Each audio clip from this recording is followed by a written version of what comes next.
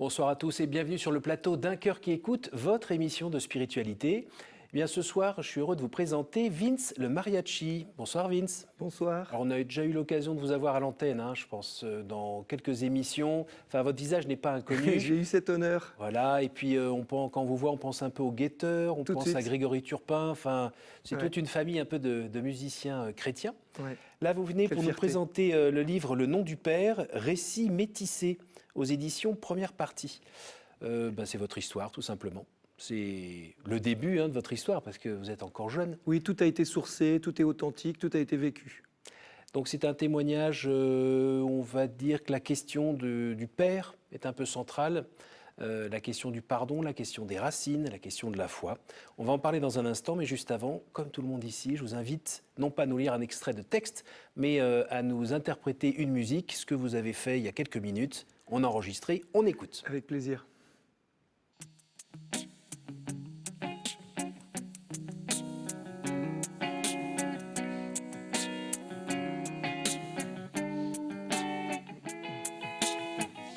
Yeshua, je sens vibrer ton nom à l'encre des lignes. Yeshua, signe de guérison, même si je n'en suis pas digne. Yeshua, ton nom durcit mes lèvres, loin du goût du sable. Yeshua, serais-je à toi semblable?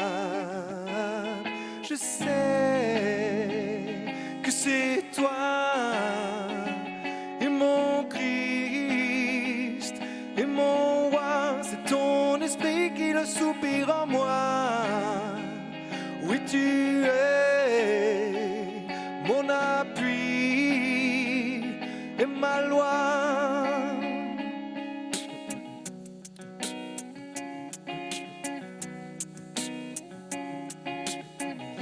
Yeshua,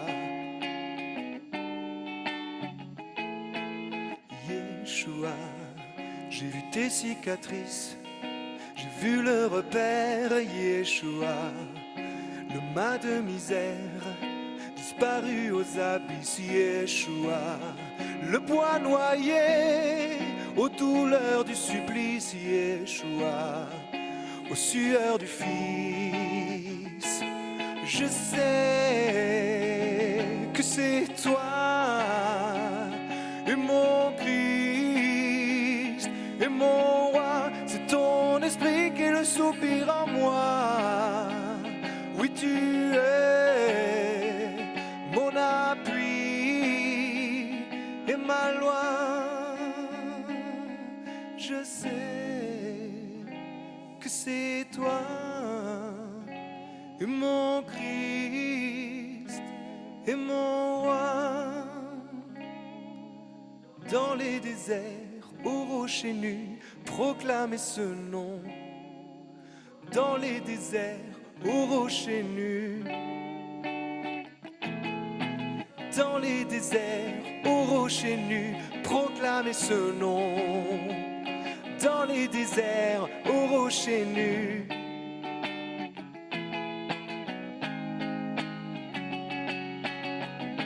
Yeshua, Yeshua, Yeshua, Yeshua.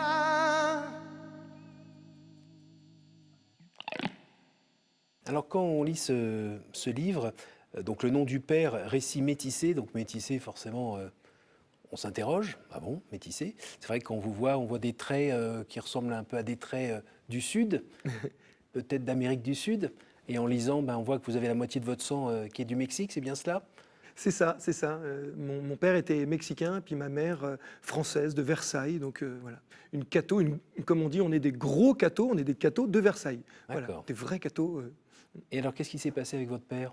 Eh ben, mon père, apparemment, le Mexique est un pays tellement merveilleux qu'il ne pouvait pas vivre loin et il est reparti là-bas. Il nous a abandonnés, ma mère et moi, en nous laissant uniquement son nom de famille, donc un peu encombrant dans l'espace versaillais.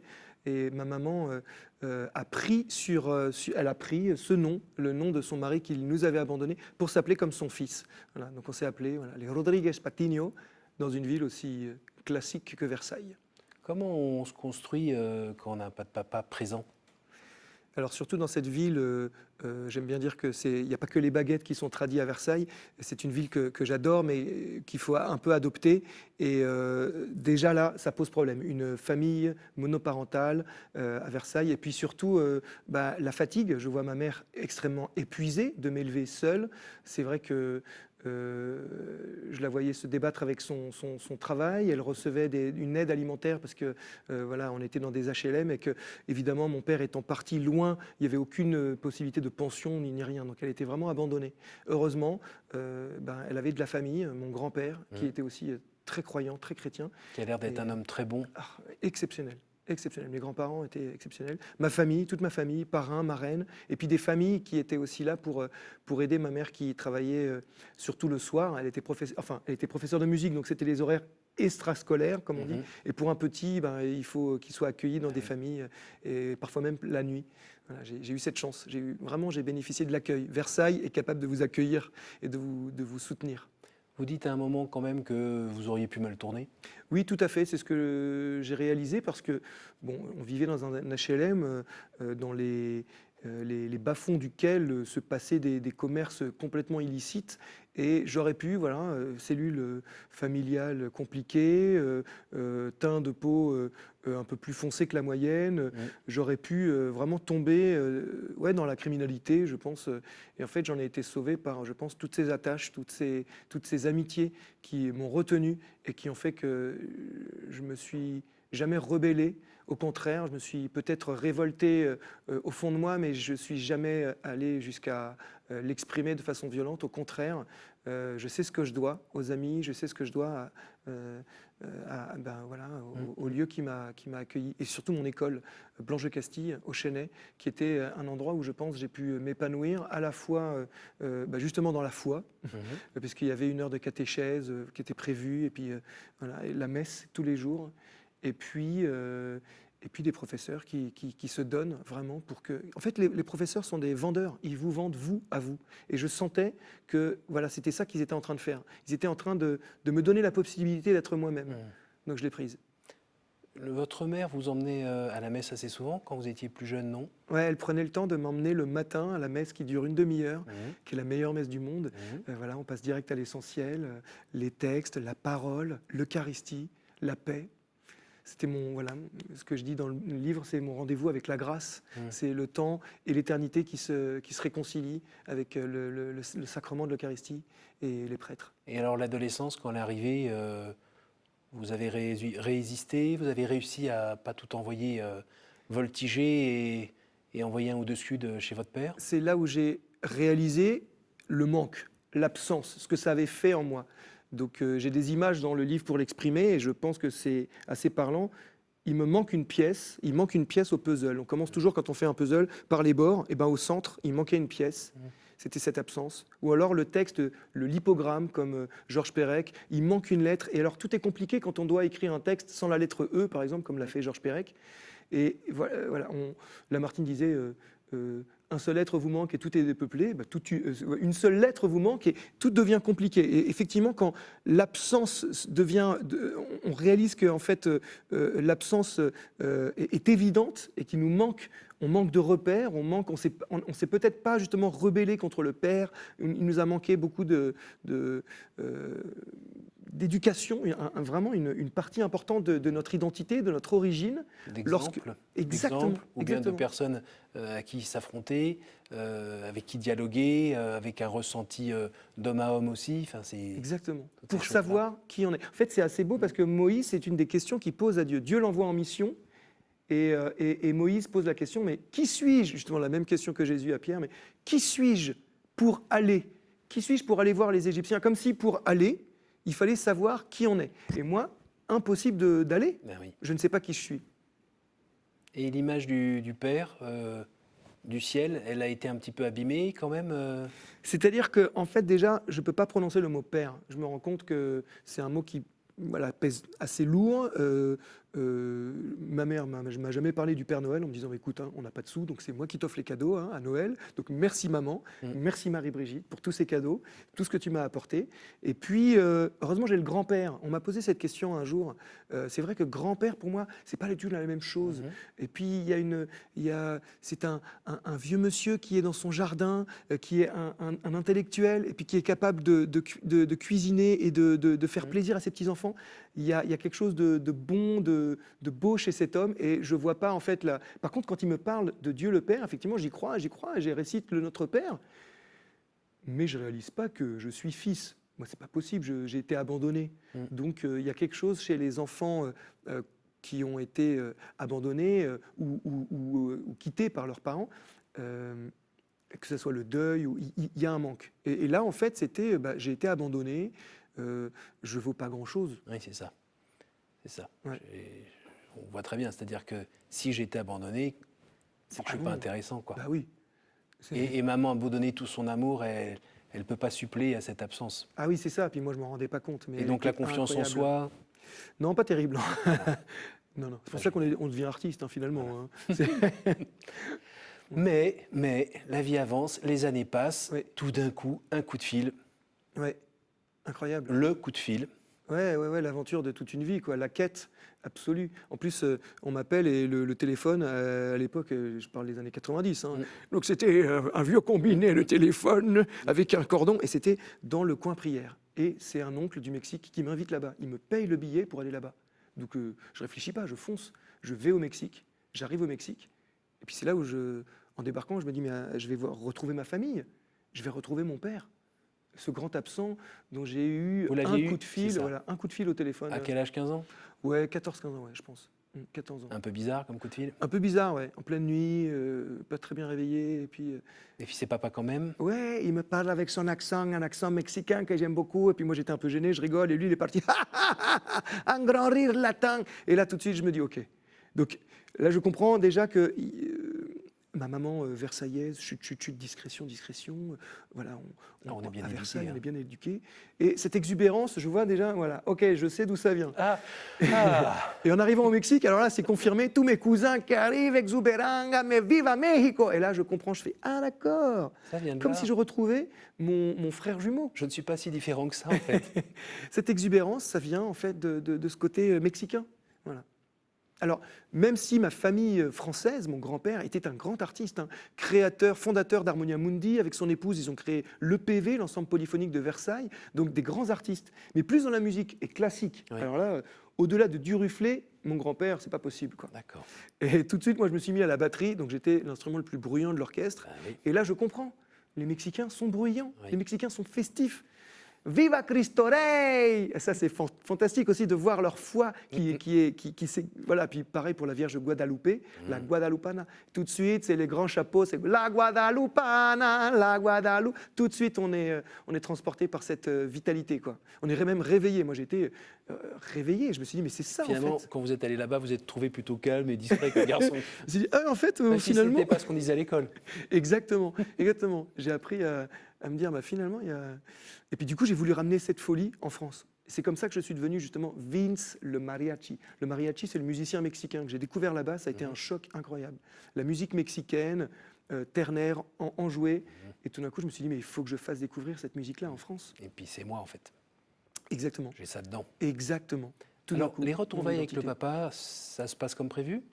Pas trop, évidemment, on est passé l'un à côté de l'autre, je me rends vite compte que c'est un artiste et que du coup, on se fâche très vite, malheureusement. Je ne le conseille pas, de se fâcher. Vous êtes un peu sanguin ?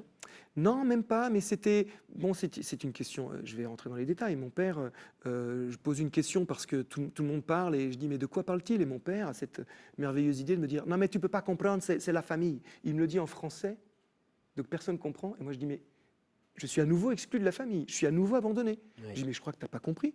Moi, je veux retrouver mes origines. Je retrouve tous mes cousins, je parle avec eux. Ça me concerne. Pourquoi tu me dis que ça ne me regarde pas, quoi. Oui. Et là, tout d'un coup, je dis, c'est ta faute, tu m'as abandonné. Voilà, si je ne parle pas espagnol, si je ne comprends pas, c'est ta faute, tu m'as abandonné. Je me suis mis à crier sur lui. Et voilà. Fallait que ça sorte, peut-être. Fallait que ça sorte, ouais. Vous savez, la couronne d'épines, c'est une image que j'utilise pour ce moment-là. C'est le légionnaire romain qui a voulu torturer, faire du mal à Jésus. Mais en fait, il allait cueillir des ronces, on finit les mains en sang dans ces cas-là. Il s'est déchiré les mains pour torturer Jésus. Je pense que quand on fait du mal à quelqu'un, on s'en fait à soi-même. Donc moi, je suis en train de crier sur mon père, je me fais pas du bien. Et mon père, peut-être qu'il m'a abandonné, mais il ne s'est pas fait du bien non plus. Ça, je le saurai par la suite. Et la famille autour Ah oui, alors attends, tu pourris l'ambiance. Attention, ma tante, la Yaya, qui me dit, écoute, ton père est quelqu'un d'un peu idiot, mais il m'a élevé, moi, il a élevé, parce qu'ils étaient d'une grande famille, il a élevé aussi ma fille quand mon mari m'a abandonné, le père des missionnaires au Mexique. Et du coup, je me rends compte que finalement, ce monsieur a fait quelque chose pour sa famille. Et puis on décide avec mon père, du coup, pour pas pourrir l'ambiance, de plus parler des sujets qui fâchent. Je dis souvent, on a décidé de parler que des sujets voilà, qui fâchaient pas, la météo, quoi. Malheureusement, au Mexique, il fait toujours beau. Oui. Et les années qui suivent, on va rien se dire, en fait. Ouais, ce qui arrive aussi à beaucoup de gens qui ont leur papa présent. Hein. Oui, exactement. Je pense que Ça, là, on est, voilà, il y a quelque chose d'assez masculin où on ne dévoile pas. Alors c'est en train de changer. Je vois beaucoup de contre-exemples, mais effectivement, à cette époque, mon père est né dans les années 30, donc on ne dit rien. Ouais. Donc voilà, on passe à côté l'un de l'autre. Et finalement, le temps va encore passer. Ouais, Et là, ça va être un coup de fil en disant il va Ouais. pas fort, voilà, c'est ça. là, il va falloir faire quelque chose. Ouais, là, c'est la grande absence qui va arriver, c'est l'absence finale, c'est le décès de mon père. Mon père, on m'apprend qu'il est malade, je vais le retrouver et il s'éteint en quelques semaines. Donc, Vous ouais. avez le temps de lui dire au revoir. Bah, presque, puisque je suis allé le voir, mais encore une fois, on n'a pas trouvé Oui. on n'a pas ce moyen d'expression un peu mexicain où tout le monde est très exubérant. Avec mon père, on se dit rien. Et mon père me dit cette phrase: Ah, tu es venu? Je me dis, mais il est bête, je suis là. En fait, voilà, encore une fois, non exprimé. Je pense que j'ai réfléchi. Bien après, j'ai compris que ce qu'il aurait voulu dire, ce qu'il voulait dire, c'était malgré toute notre histoire, malgré le fait que tu es venu. Puis il y avait la petite photo dans son. Effectivement. Alors, ça, c'est quelques mois après son décès. Je retourne au Mexique pour un mariage, pour une bonne nouvelle. Je suis témoin d'un ami qui se marie au Mexique, un Français qui épouse une Mexicaine. Et par contre, du coup, je retrouve ma famille. Et bon, faut savoir que j'ai pas pu faire le deuil, puisque quand on m'appelle, j'ai pas le temps de prendre l'avion et d'aller aux obsèques. En fait, au Mexique, on me dit ah non, non, c'est une crémation, c'est trop tard. Donc moi, j'étais déjà malade parce que bon, peut-être j'ai somatisé, j'ai attrapé sans doute un petit virus au Chiapas, l'état de mon père. Et du coup, je m'effondre dans mon lit et quand je récupère et je me rends compte que voilà, j'ai pas fait mon deuil. Et je repars au Mexique et on me donne les affaires de mon père et il y a ce portefeuille. Et je trouve à l'intérieur une photo pliée tellement belle parce qu'elle est graphique. Et c'est une photo de mon père, ma mère et moi bébé. Et voilà, on ne sait jamais à quoi pensent les gens quand ils sont loin. Mais mon père, il a gardé ce portefeuille dans son cœur. Vous, ça vous a un petit peu mis du baume au cœur. Sur le coup, je pense que, alors il faut remettre en perspective. Je me suis dit, bah alors, au contraire, colère encore. oui. On n'a rien pu, on n'a pas pu se dire. Oui. Et là, je me sens obligé, je me sens obligé de devoir lui pardonner. Je suis chrétien, je suis catholique. Je récite le Notre Père tous les jours. Normalement, on doit pardonner. Hein. Pardonne-nous nos offenses, ça c'est facile, comme nous pardonnons aussi. Mais alors, parfois, ce qu'on vit, c'est trop insupportable, ce qu'on a vécu, c'est pas possible de pardonner. Moi, dans mon cas, je ne savais pas comment faire, et puis en plus, il était mort. Donc je pouvais plus lui dire je te pardonne.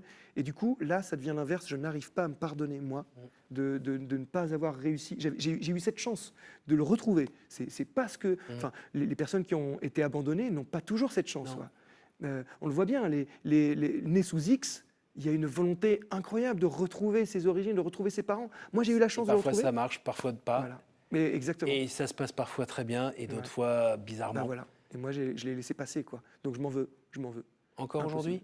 Alors, justement, non, parce qu'il m'est arrivé un miracle, ce que je qualifie de miracle ordinaire, au regard du ciel, au regard de ce qui est possible pour Dieu, parce qu'on dit c'est impossible pour nous. Il y a des choses qui sont impossibles pour nous, mais je crois que c'est possible pour Dieu. Tout est possible pour Dieu. Et Dieu, dans sa grande simplicité, me l'a montré, et il a utilisé le langage qu'il fallait pour moi. Il a réussi à me parler, à entrer en communication avec moi. Souvent, on dit dans la Bible, oui, c'est Dieu qui appelle, hein, Moïse, Moïse, Samuel. Et puis généralement, on est là, oui, c'est toi le prophète, c'est toi qui m'as appelé. Mais non, non, non.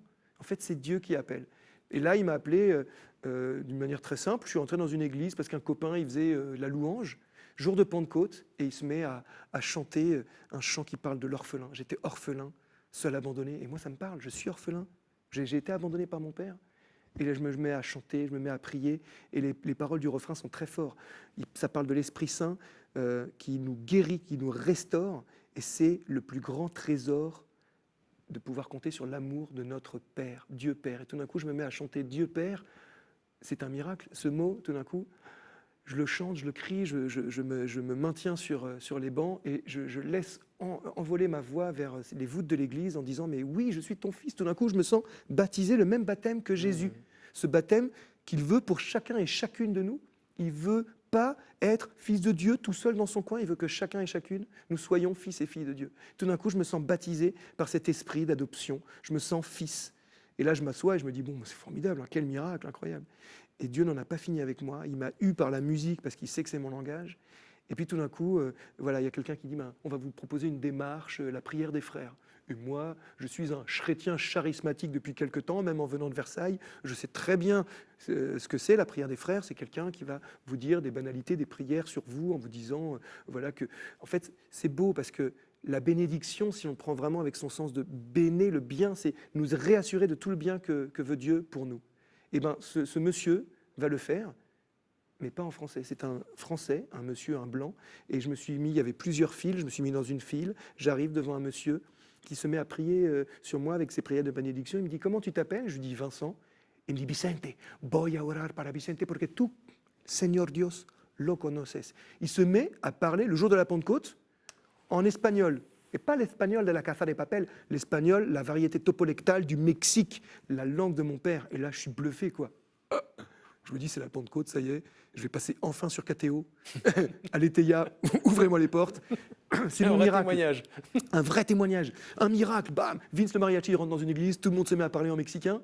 Et en fait, je me rends compte que, ben non, c'est un vrai Français. Et puis, je discute avec lui après. Et qu'est-ce qu'il dit ? Et ben, il me dit, j'ai épousé une Mexicaine, Esther, elle est là. Et donc, j'ai pris l'accent mexicain. Je parle, voilà, hablo espagnol sin accento français, parce que chaque été, il va au Mexique pour ses vacances. Et là, je me dis, eh ben, c'est pas un miracle. Puis après, je me dis, si, Seigneur, tu as été fort. Tu m'as parlé. Tu sais, en fait, tu me connais.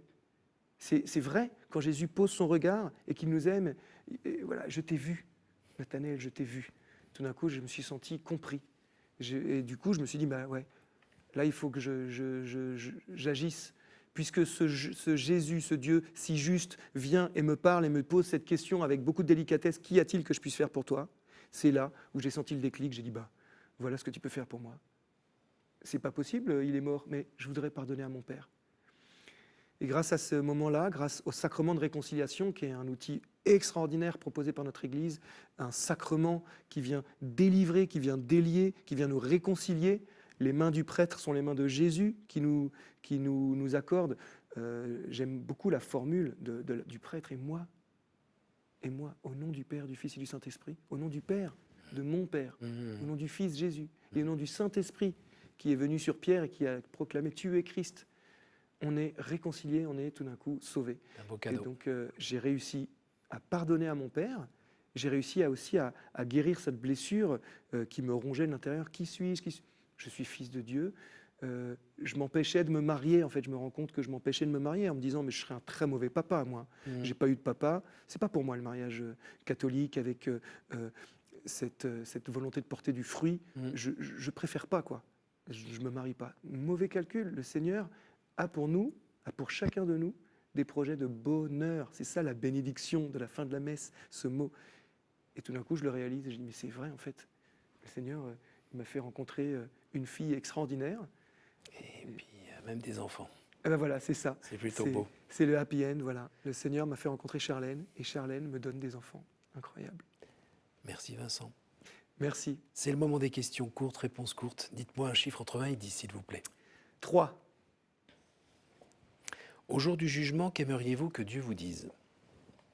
Beau match. Je sais qu'il ne dira pas ça parce que le foot, ça ne me parle pas, mais peut-être qu'il me dira beau match. J'ai eu un peu peur un moment, mais bien joué. Grâce à l'arbitre qu'est le prêtre. À nouveau ? Oui, alors 1.